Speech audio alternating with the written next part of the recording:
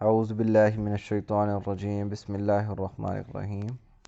آیت نمبر 61 چل رہی تھی کہ جب یہ لوگ من و سلوہ سے راضی نہ ہوئے جو آسمان سے نازل ہو رہا تھا، تو انہوں نے کیا کہا کہ حضرت موسیٰ سے، اے موسیٰ بھی ہم سے ایک کھانے پہ صبر نہیں ہوتا، اب اللہ کو پکارو ہمارے لیے کہ وہ زمین سے اگنے والی چیزیں جو کھیرے اور یہ ساگ، پیاز، لہسن، اس طرح کی چیزیں ہمیں دے۔ قال اتستبدلون الذی هو ادنی بالذی هو خیر، تو کہا کیا تم بدلنا چاہتے ہو اچھی چیز کے بدلے ایک ادنا چیز، کمتر درجے کی چیز کو۔ اہبطوا مصرن، تب جاؤ شہر میں۔ مصرن سے مراد مصر نہیں بلکہ شہر کو بھی مصر کہا جاتا ہے عربی میں، تو جاؤ شہر میں۔ کوئی شہر تھا جس کے بارے میں حکم دیا گیا ہوگا کہ جاؤ یہاں پہ۔ فإن لکم، پس بے شک تمہارے لیے، ما سألتم، جو تم نے سوال کیا وہی ملے گا، جاؤ وہاں پہ، خود ہی اپنی محنت کرو اور خود ہی زمین سے وہ اگاؤ۔ وضربت علیہم، اور مار دی گئی ان کے اوپر، ضربت مار دی گئی، علیہم ان کے اوپر، الذلۃ ذلت، والمسکنہ اور مسکینی، وباؤ اور وہ لوٹے، بغضب من اللہ، اللہ کے غضب سے، اور وہ اللہ کے غضب کے ساتھ لوٹے۔ ذالک، یہ، بانہم، یہ اس لیے تھا کہ یہ لوگ، کانو تھے، یکفرون بآیات اللہ، اللہ تعالیٰ کی آیات کا انکار کرنے والے، ویقتلون النبیین، اور قتل کرنے والے انبیاء کا، بغیر الحق، بغیر حق کے۔ اچھا یہاں پہ یہ چیز دیکھیں کہ انبیاء کا قتل بغیر حق کے ہوتا ہے یا حق کے ساتھ، مطلب حق کے ساتھ ہو سکتا ہے، اس سے مراد یہ نہیں ہے، بلکہ انبیاء کا قتل ہوتا ہی بغیر حق کے ہے، تو اس سے مراد یہ ہے وَيَقْتُلُونَ النَّبِيِّينَ بِغَيْرِ الْحَقِّ، اور یہ انبیاء کا قتل کرتے تھے بغیر حق کے۔ ذالک، یہ، بما، اس وجہ سے، اسو کا مطلب ہوتا ہے نافرمانی کرنا، وکانو، اور تھے یہ لوگ، یعتدون، حد سے تجاوز کرنے والے، یہ اس لیے کہ یہ لوگ نافرمانی کرتے تھے اور حد سے تجاوز کرنے والے تھے۔ ان الذین آمنوا، بے شک وہ لوگ جو ایمان لائے، والذین، اور وہ لوگ، ہادو،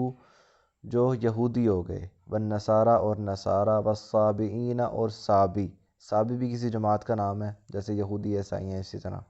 یعنی چاہے کوئی جو ایمان والے ہو، یہودی ہو، نصارہ، عیسائی ہو، صابی ہو، من آمن باللہ، جو ایمان لائے گا اللہ پر، والیوم الآخر، اور یوم آخرت پر،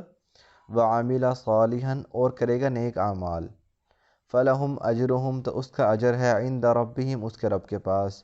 ولا خوف علیہم، اور ان کے اوپر کوئی خوف نہیں ہوگا،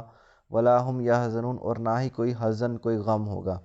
نہ ان کے اوپر کوئی خوف ہوگا اور نہ ان پہ کوئی غم ہوگا۔ اب پھر انہی کی بات دوبارہ بیان کی جا رہی ہے، وَإِذْ، اور جب، اخذنا، لیا ہم نے، میثاقکم، تم سے پکا وعدہ۔ میثاق کہتے ہیں جب دو بندوں کے درمیان وعدہ ہو اور وہ اچھی طرح سمجھ لیں کہ ہم نے کس چیز کا وعدہ کیا ہے،